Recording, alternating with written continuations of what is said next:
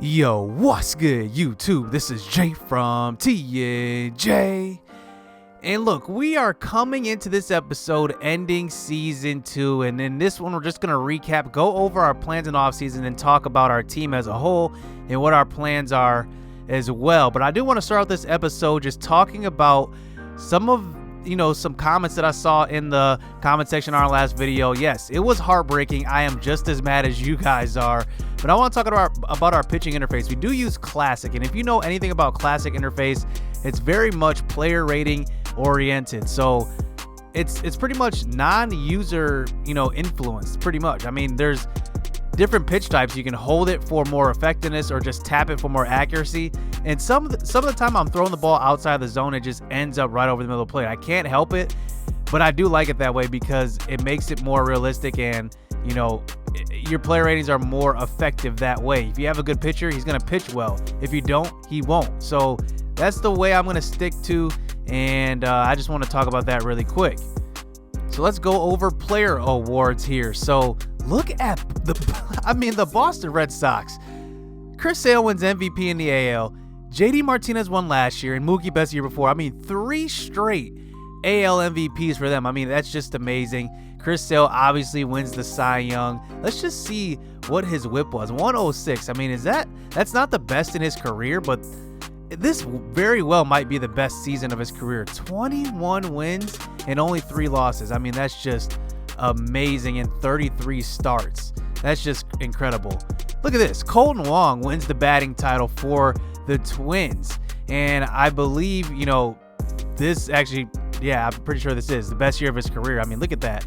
Went from 277 to 336. That's kind of like the opposite of what Omar Narvaez did.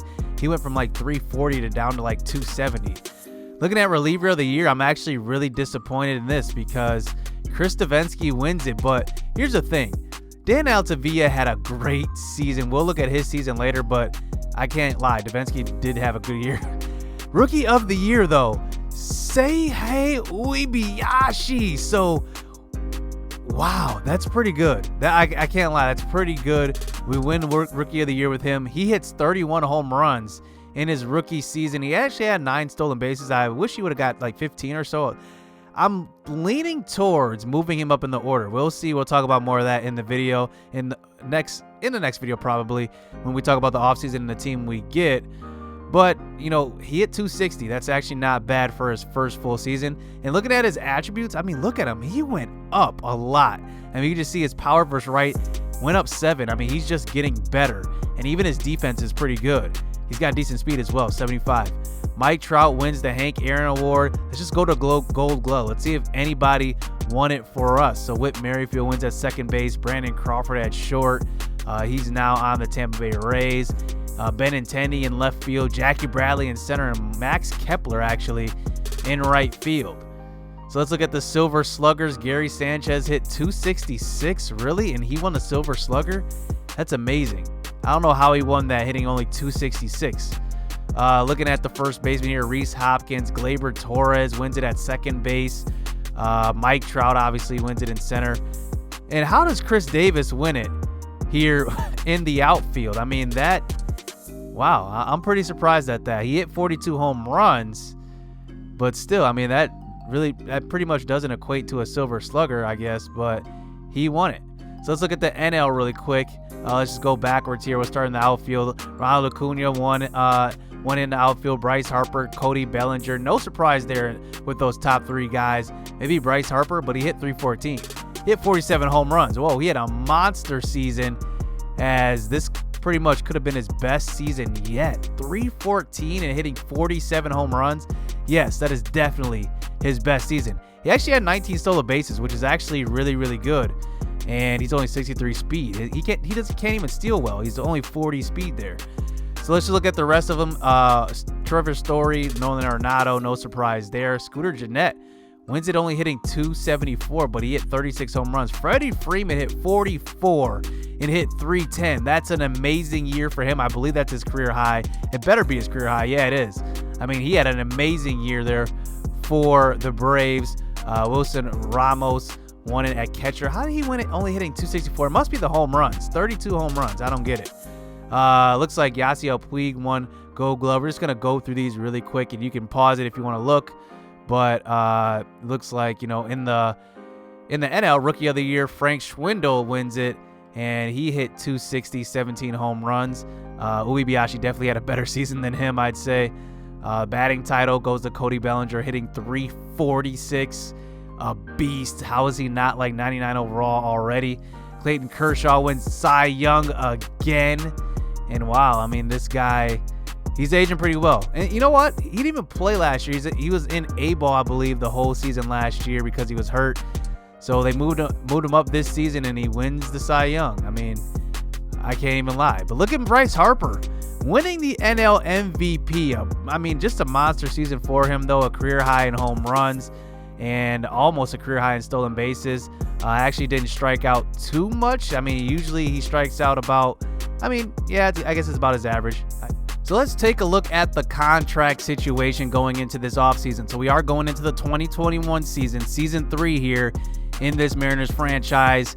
And let's just sort by highest paid guys going into next season. So we did end up extending Carlos Rodon. He's in the rotation for life, pretty much, I'd say. Kyle Seager still has 1 year left on that deal, 18.6. And I honestly don't plan on moving him at all just because I need somebody for depth. But he's definitely not going to be the starter, that's for sure. Domingo Santana took a little dip, but he's still on the books for $5 million. Paul DeJong is on the books for the next 4 years or so. Tim Beckham got that 3-year extension, so I'm excited for him. But let's just look at the guys that will be hitting free agency. Jeremy Hellickson, we're going to need to replace him for sure.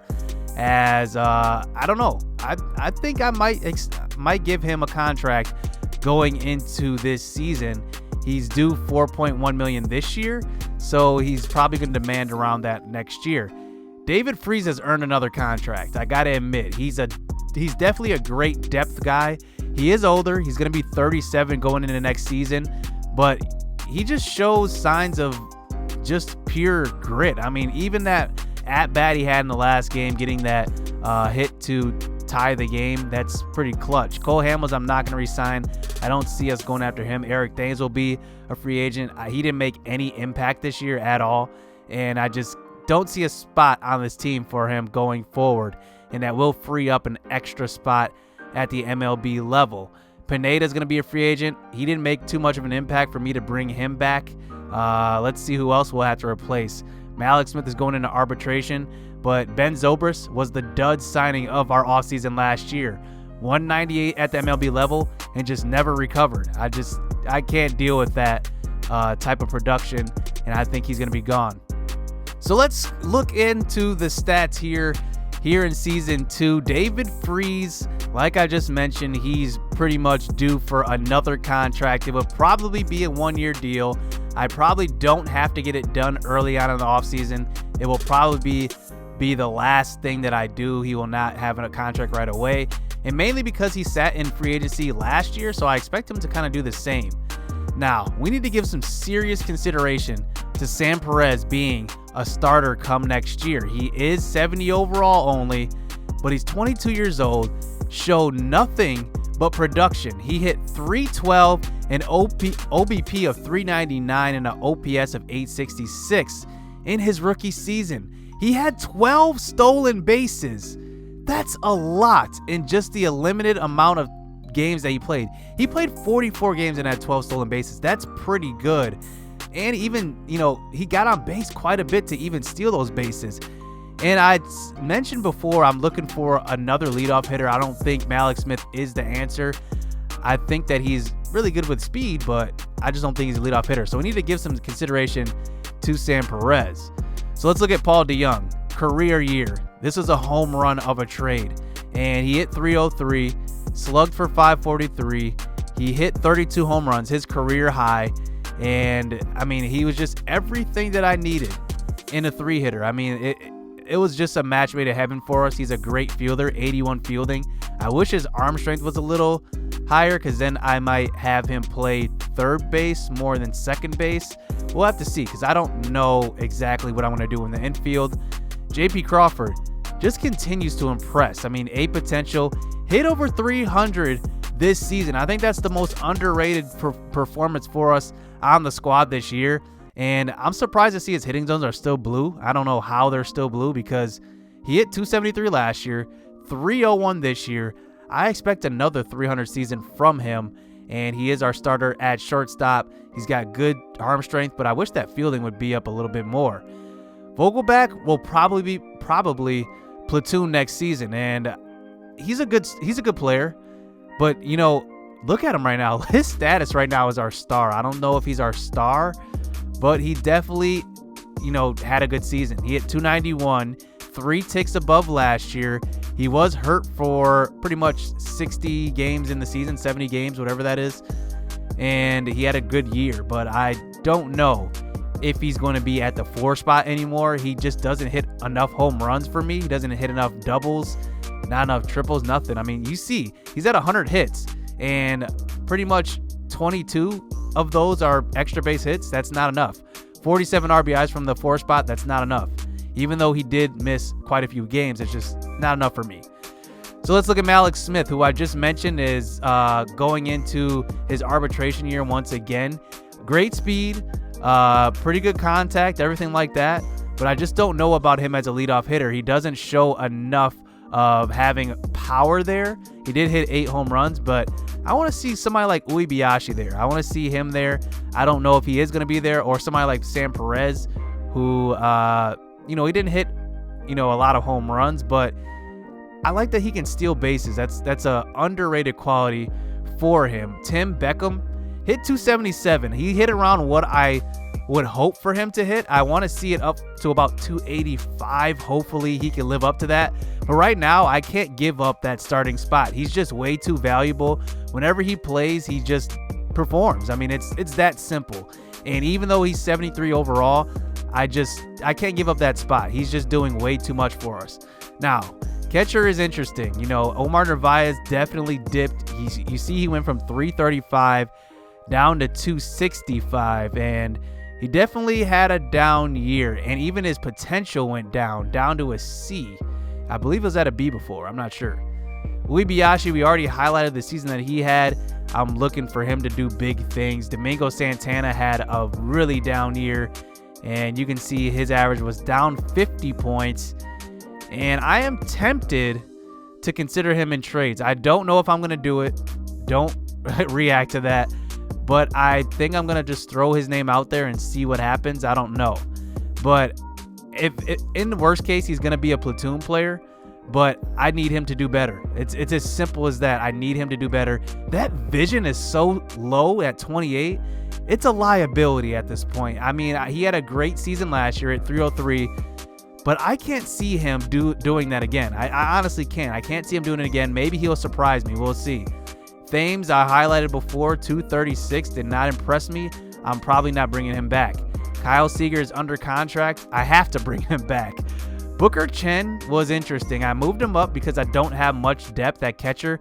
I'm going to sign a catcher early on in the offseason, and that is a priority because we don't have a good I don't think we have good catchers right now. I mean, Omar Narvaez had a good year last year, but I'm not so sure he's the answer at catcher. We'll have to see. And I didn't draft any good catchers, so I don't know. We'll have to see. So let's look at pitching. So I do want to highlight it first. I'm going to sort it by whip and go down the line here, starting with our best relief pitcher, Dan Altavilla, who had himself a year. I mean, look at this. 70 innings pitched. 70. And he had 78 strikeouts and 17 walks. I mean, you can't ask for any better year from a relief guy. And look at that production and that growth, that progression. 13 he went up in hits per 9 and 8 in strikeouts per 9. I mean, that is just remarkable to see that from him. Brandon Kinsler was actually an underrated signing for us. His attributes actually don't scream the season that he had. I mean, he had a 110 whip. I mean, that's a really good year. And I will look for him to possibly come back. I think his overall is a little low now. I don't know. We'll see. Dylan Floro had a good year. Solid season from him. He is still going into his arbitration year, so I am bringing him back. Obviously, he had a good season. Like I mentioned with Jeremy Hellickson, I might sign him, and I think I'm going to give him about what he was going to make. I think that's the plan right now, but we'll have to see who else hits free agency. Carlos Rodon, he just had a great year. Marco Gonzalez, don't need to speak much to these two. These guys are 1 and 2 in the rotation. But if I get another right-hander, Marco Gonzalez can slide down to that 3 spot. I would love that. Sam Tuivailala, he only had 25 saves, and he had 7 blown ones. And I don't know if he's a true closing pitcher. He might just be a better setup pitcher. I don't know. If I can find a closing pitcher in free agency, I might have to go after him. And Yalo Gomez was actually a guy that we got in trade, and he actually ended up being pretty good. 132 whip is pretty much below average, but when I first got him, he was around a 1 whip, and I think the second half of the season definitely took a toll on him. I'm not sure what it was, but something did happen with him. I still do like him and his potential, but I think he might have to work his way back up to the major league level. I think I'm going to have him in the minors. We'll have to see. I don't really know.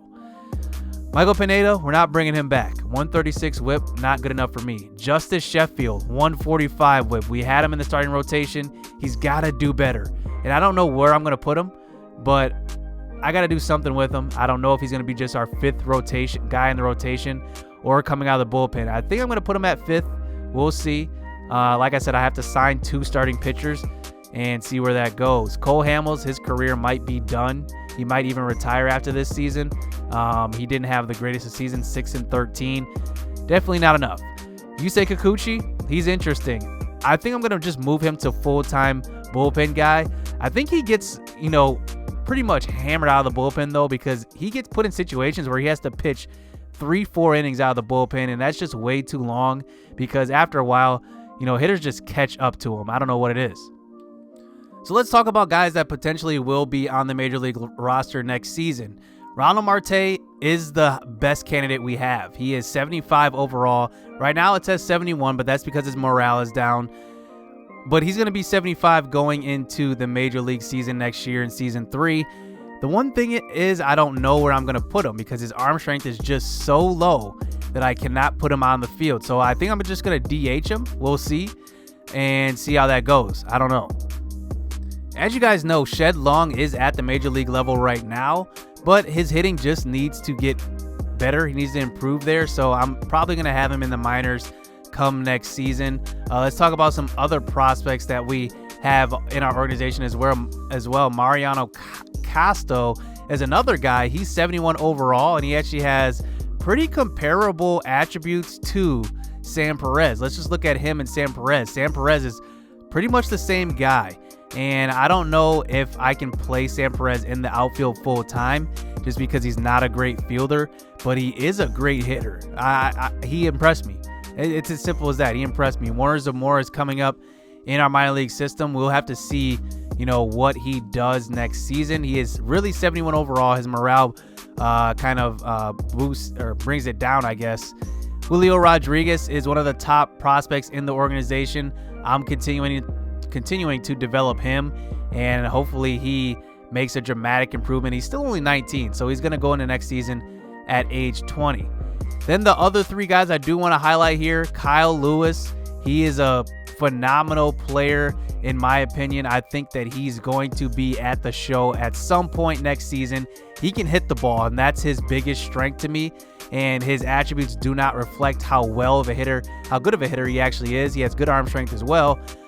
Jared Kelenic, he's got to improve a little bit more. He's still going to be age 21 going into next season, and I want to see him improve. He did not improve as much as I thought he would, and that kind of goes to coaching. I'm going to probably get some better coaching as well. And then Heliot Ramos, I think I'm saying that right. He improved quite a bit. We just got him in trade in that Mitch Haniger trade, so I'm not mad at him. As far as pitchers go, we are in a good place. Justin Dunn is still there. He's 70 overall and A potential. I'm probably still going to keep him in the minors until he's ready. I don't want to spoil him, kind of like Justice Sheffield a little bit, because Justice Sheffield kind of had a rude awakening to the MLB season this year. Hopefully he gets better. Max Posey, who had a great year 2 years ago, definitely dipped down this season. I want to see him improve. I don't think he's going to be on the MLB roster. He is 70 overall, though, so he's pretty good. Daniel Hyde is another guy, the guy we drafted last year, but he's still only 18, so he's going to be 19 going into next season. I'm excited for him. He's see potential, and he's a pretty good starting pitcher. I do want to see his control come up a little bit and his velocity and break.